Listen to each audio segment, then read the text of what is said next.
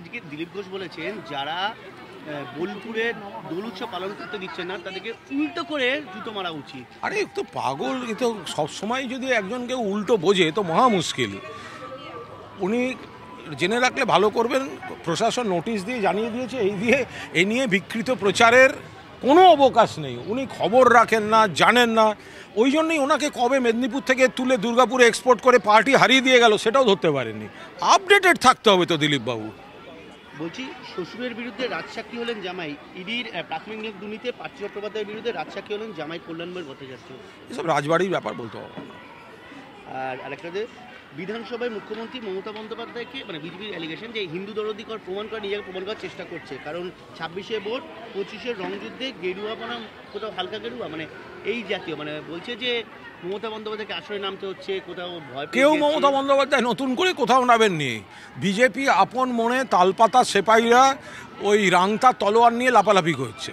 তো সুতরাং মমতা বন্দ্যোপাধ্যায় যা ছিলেন, হিন্দুদের অনুষ্ঠানে ছিলেন, পুজোয় ছিলেন, জগন্নাথ মন্দিরে আছেন, সবেতে আছেন, আবার তিনি রেড রোডে পুজোর কার্নিভালে থাকেন, তিনি ঈদের নামাজে যান, তিনি বড়দিনে চার্চে গিয়ে প্রার্থনা করেন।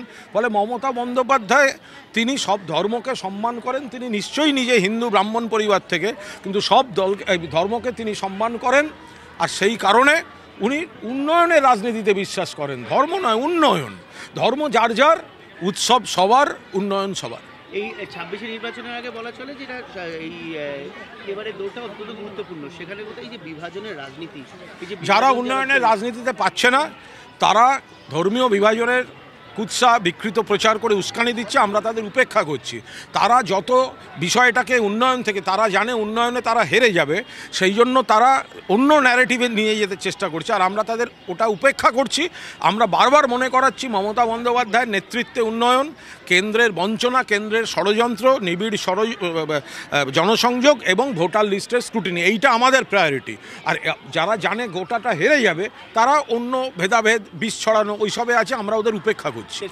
আজকে দোলের দিন, যেটা বারবার মনে করা হচ্ছিল যে দোলের দিন এই রাজ্যকে অশান্ত করানোর পরিকল্পনা হতে পারে, আমরা তো বারবার বলছি যে বিভিন্ন অপশক্তি, বঙ্গ বিরোধী শক্তি নানা কাজে চেষ্টা করছে বাংলাকে অশান্ত করার। মমতা বন্দ্যোপাধ্যায়ের নেতৃত্বে পুলিশ প্রশাসন এবং সাধারণ মানুষ সদা জাগ্রত আছে। আমরা এই চক্রান্তকারীদের সম্পর্কে সচেতন থাকছি, মানুষকে বলছি কোনো উস্কানিতে পা দেবেন না। ওরা ওদের ন্যারেটিভ তৈরি করাতে চাইছে, আমরা সেখানে পা দেবো না। আমরা আমাদের ন্যারেটিভে থাকবো, উন্নয়নে থাকবো, শান্তিতে থাকবো, সম্প্রীতিতে থাকবো। আমরা অন্যদিকে নজর ওরা ঘোরাতে চাইছে, আমরা নজর সেদিকে ঘুরতে দেব না।